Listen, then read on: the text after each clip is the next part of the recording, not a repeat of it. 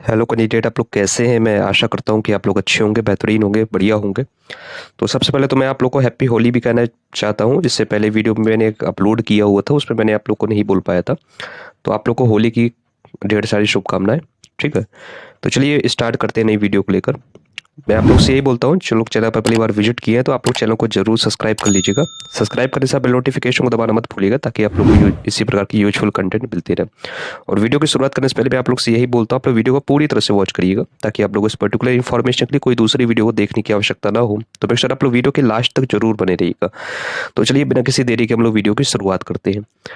तो सिंपली आप लोग को जैसे पता होगा कि जब भी चुनाव आता है, चाहे वो विधानसभा को या लोकसभा को, कोई भी चुनाव आता है, तो एक मुद्दा को काफी ज्यादा उठाया जाता है, जो कि है गेस्ट फैकल्टी को लेकर। ठीक है, और खासकर गेस्ट को उठाने के पीछे रीजन भी काफी बड़ा है। चाहे वो अपोजिशन पार्टी हो, चाहे बीजेपी हो, चाहे कांग्रेस हो, चाहे आप, ठीक है, आम जनता पार्टी हो, कोई भी हो।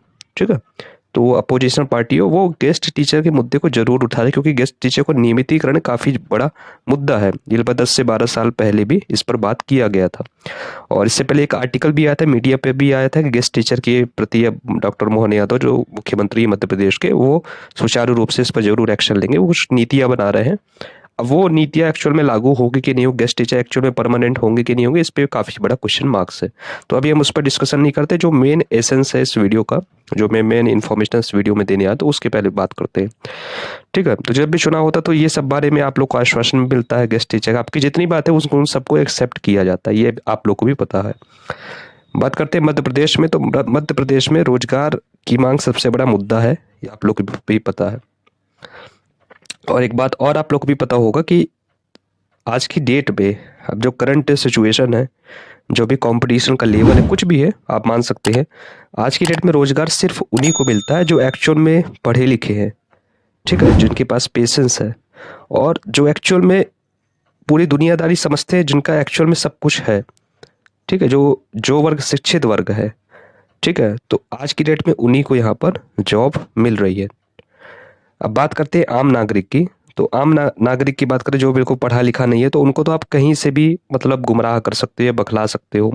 बखलाना इन द सेंस, जैसे आप लोग कुछ भी कह दो, वो आपकी बात को मान जाएंगे। आप जान सकते हैं, जो भी शिक्षित वर्ग युवा है, उनको आप बखला नहीं सकते। बखलाने इन द सेंस, आप उनकी बात को ऐसा नहीं कर सकते, क्योंकि जितने भी शिक्षित वर्ग युवा है, वो आप लोग की लिखित बात को ज़्यादा स्वीकार करते हैं। सरकार भी इस बात को जानती है कि जितने भी वर्ग एक के क्वालिफाइड टीचर हैं, उनको हम ऐसे ही ग्रिप में नहीं ले सकते। तो सरकार अपने एंड से जो भी आश्वासन होता है, जो भी लिखित होता है, वो आप लोगों के सामने यहाँ पर प्रस्तुत करती है, ताकि आप भी उनके प्रलोभन में आप भी आ जाए और उनको वोट करें। ठीक है, इस बात को आप भी जानते हैं। इसलिए सरकार जो है, जो शिक्षित वर्ग युवा है, जिनको उनको ग्रीप में लेना, वो काफी प्रलोभन देती है कि हाँ हम आपकी बात मानेंगे, आश्वासन देती है, सब कुछ देती है। ये आज से नहीं, लगभग काफी टाइम से चला आ रहा है। ठीक है, अब बात करते हैं मेन मुद्दे की। जैसे आप लोगों को पता होगा, टीडब्ल्यूडी, जो ट्रैवल डिपार्टमेंट की तरफ से एक नोटिस जारी किया गया था, जो कि 15 मार्च को किया गया था। इससे पहले भी मैंने आप लोग को वीडियो अपलोड करके इन्फॉर्मेशन दिया था कि सभी स्कूलों में जितने भी रिक्त पद है, उनका डेटा जो है ट्रैवल डिपार्टमेंट की तरफ से मांगा गया था। अब आप लोग को पता होगा कि ये ट्रैवल डिपार्टमेंट में ऐसा क्यों किया, क्योंकि 25% उन्होंने सेकंड काउंसलिंग नहीं किया था। इससे पहले प्रीवियस वीडियो में मैंने बताया हुआ था, आप लोग प्रीवियस वीडियो को जाके वॉच कर सकते हैं। तो ये मुद्दा काफ़ी टाइम से चल रहा था, जो कि अभी जो है 15 मार्च को ट्रैवल डिपार्टमेंट ने आदेश नोटिस जारी किया है। उससे यही बोला है कि आप लोग में वर्ग 1, वर्ग 2, वर्ग 3 में जितने भी रिक्त पद है ट्रैवल डिपार्टमेंट में, सबका डेटा यहाँ पर हमको चाहिए। कहने का मतलब ये है। तो अब इसका मतलब ये है कि, तो कहने का मतलब यही है कि जैसे अभी ट्रैवल डिपार्टमेंट मांग कर रहे हैं पद का, तो इसका मतलब ये नहीं है कि आप लोग को बैठ जाना कि नहीं अब तो हमारा जो है वर्ग 1 का पद वृद्धि होगी, इसका मतलब ये नहीं है। ठीक है, ट्राइबल डिपार्टमेंट में जो वर्ग 3, वर्ग 2, वर्ग 1 सभी का डेटा मांग रहे हैं। और आप लोग को भी पता होगा कि सरकार जो है कभी भी एडवांस में काम नहीं करती है, कि आप सोचे कि एडवांस में सरकार काम करेगी। और खासकर टीचर्स की, जैसे जो टेट एग्जाम होते हैं मध्य प्रदेश में, तो खासकर टेट एग्जाम में तो सरकार कभी एडवांस में काम नहीं करती। आप लोग को यहाँ पर आंदोलन करके ही सरकार से आपको काम करवाना पड़ता है, आप लोग को भी पता है। और अगर सरकार ने कह दिया ठीक है, तो आपको ये नहीं मानना है कि अब वर्ग 1 में पदवृद्धि हो ही जाएगी। ठीक है, अब मान सकते हैं कि ये आप लोग के आंदोलन की वजह से ही ये सब किया जा रहा है, चाहे वर्ग 2 हो, चाहे वर्ग 1 हो, चाहे वर्ग 3 हो। तो ये एक तरह से आप जीत मान सकते हैं कि हाँ, हमारे आंदोलन के प्रति से ट्राइबल डिपार्टमेंट ने नोटिस जारी किया है, जिसके तहत आप मान सकते हैं संकेत अच्छे हैं, बट आपको यहाँ पर शांत होकर नहीं बैठना है, क्योंकि ट्राइबल डिपार्टमेंट ने अभी सिर्फ नोटिस जारी किया, अभी काफ़ी काम बाकी है। ठीक है, तो आप लोग को अपने आंदोलन को जारी रखे रहना है। आप ये मान सकते हैं कि संकेत अच्छे हैं, बट आप लोग को यहाँ पर शांत होके चुपचाप होके नहीं बैठना है। ठीक है, कि आप शांत हो जाए नहीं। ठीक है, तो आपको कहने का मतलब यही है कि सरकार के ऊपर जैसा अभी दबाव बना है, आप लोग को वही दबाव बनाए रखना है, क्योंकि सरकार को भी पता है कि आपके साथ अन्याय हुआ है, तभी सरकार इस पर टाइम टू टाइम अपडेट दे रहे हैं। ठीक है, अब बात करते हैं कि वर्ग एक की कैंडिडेट की। तो जैसे कि वर्ग एक के कैंडिडेट जो है 20,000 पद की अभी डिमांड करे कि 20,000 पद यहाँ पर बढ़ाना चाहिए। तो अब अगर आप ढील दे देंगे, ठीक है, अगर आप ढील दे देते हैं तो सरकार तो यही चाहेगी कि चलो 3 से 4,000 हम पद बढ़ा देते हैं। आपने कहा पद वृद्धि को लेकर, तो ठीक लो 3 से 4,000 हम बढ़ा दिए पद, और हमारे बात को बिल्कुल मान लिया गया। बट अगर आप प्रेशर में रहेंगे, उनको ऊपर एक दबाव बनाएंगे, अगर उनको ऐसा भी एहसास होना चाहिए कि अगर मैं यहाँ पर 20,000 पद, 20 नहीं एटलीस्ट 10,000 भी मैं यहाँ पर fresh post, not a backlog post, 10,000 भी पोस्ट यहाँ पर फ्रेश में ले आते हैं तो काम हो जाएगा। बट अगर मैं इतना नहीं करेंगे तो ये स्टूडेंट हमको खा जाएंगे एक तरह से।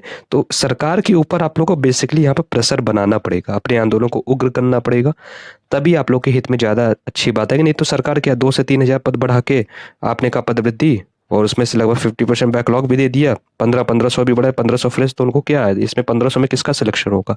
16 विषय में आप लोग बांटेंगे तो किसी का लगभग भला नहीं होगा। तो कहने का मतलब यही है कि पद वृद्धि को लेकर सरकार के ऊपर आप लोग को इतना दबाव बनाना पड़ेगा, तभी जाके यहाँ पर आप लोग के हित में कुछ हद तक निकल आएगा। अब कुछ बात करते हैं जो पुराने डेटा को लेकर, जैसे कि वर्ग 3 में अभी क्या हुआ था उसके बारे में भी बात करते हैं कि कितने पद सरकार ने उस टाइम पर, क्या हस्तक्षेप था सरकार का, क्या आपके ऊपर, मतलब क्या रूटीन था, कितने पद की सरकार ने यहाँ पर, कितना पद मांगा गया था, सरकार ने कितना पद किया था, उसके बारे में मैं आपको डिटेल बताता हूँ ताकि आप लोग को एक आंकड़ा यहाँ पर मिले। ठीक है, आप लोगों को पता होगा कि वर्ग 3 में 51,000 पद का डिमांड किया गया था, और उस टाइम पे लगभग 2 लाख कैंडिडेट पास थे। ठीक है, तो 2 लाख कैंडिडेट पास थे, 51,000 पद था, लगभग 1.5 लाख की अप्रॉक्स वैकेंसी थी, पद वहाँ पर रखते थे। तो कैंडिडेट का कहना था, स्टूडेंट का कहना था कि 1/3 आप मान सकते हैं, तो 51,000 की अप्रॉक्स वैकेंसी आनी चाहिए, जो कि उनका वैलिड पॉइंट था। बट सरकार ने ओनली 26,000 वैकेंसी के बारे में, बल्कि उस टाइम पे इतना ज़्यादा आप लोग को पता होगा कि ये वर्ग 3 में मध्य प्रदेश में रोजगार सबसे बड़ा मुद्दा बन गया था। और वर्ग 3 की बात करें तो सबसे ज़्यादा मुद्दा यही था कि वर्ग 3 में सबसे ज़्यादा पोस्ट, मतलब रोजगार के नाम पर, रोजगार उस टाइम पे सबसे बड़ा मुद्दा बन गया। तो सरकार के ऊपर इतना दबाव बन गया था कि सरकार को अब करना ही पड़ेगा वर्ग 3 को लेकर। तो फिर सरकार ने कितना वैकेंसी के लिए अप्लाई किया था, लगभग 26,000 वैकेंसी यहाँ पर आई हुई थी। सरकार ने इतना दबाव बनने के बाद 51,000 की मांग करने के बाद 26,000 ही वैकेंसी सरकार ने ली, उसमें भी 11,000 लगभग बैकलॉग थे, 15,000 बिल्कुल फ्रेश वैकेंसी थी। तो इतना जब दबाव बनने के बाद भी 26,000 यहाँ पर वैकेंसी आई हुई थी। उस टाइम पे लगभग 2 लाख में मान सकते, 2 लाख में आप मान सकते 5 से 6,000 कैंडिडेट डेली वहाँ पर भोपाल जाते थे, अपने आंदोलन करते थे तब। और अभी तो वर्ग 1 में लगभग पासिंग कैंडिडेट काफ़ी कम है, मतलब वर्ग 3 में तो 2 लाख के अप्रॉक्स थे, बट वर्ग 1 में पासिंग कैंडिडेट का कम है, इसलिए वहाँ पर ज़्यादा स्टूडेंट नहीं जाते हैं भोपाल में। तो आप लोग को उस लेवल की यहाँ पर उग्रवाद होना होगा, तभी आपके हित में बात आएगी। अब आप यहाँ से मान सकते 51,000 में 26,000 लगभग आधा वैकेंसी आई है, जबकि उस टाइम पे आंदोलन कितना ज़्यादा था। तो कहने का मतलब यही है कि अगर आप लोग यहाँ पर यही सुस्ती बना लेंगे कि नहीं कुछ नहीं होगा, चलो बैठे हैं, सरकार कर रही है, तो आप मान सकते 2 से 3,000 से ज़्यादा आप लोग के पद नहीं बढ़े कि उसमें किसी का कल्याण नहीं होगा। पद तो टोटल 35,000 यहाँ पर पद खाली हैं, ये आप लोग को भी पता होगा। ठीक है, बट इसमें एटलीस्ट 10 से 15,000 भी फ्रेश वैकेंसी आ जाती तो आप सभी के लोग का यहाँ पर कल्याण हो जाएगा। ठीक है, बट अगर आप ढिलाई कर देंगे तो 2 से 3,000 में यहाँ पर किसी का सिलेक्शन नहीं होगा, सरकार अपने काम से काम कर देगी। ये डेटा को बताने का मतलब यही था कि ओनली 50% यहाँ पर वैकेंसी आई हुई थी, बट उस टाइम पे इतना उग्र आंदोलन था। तो आप लोग को भी अपने आंदोलन को उग्र करना पड़ेगा, तभी आप लोग के हित में बात आएगी।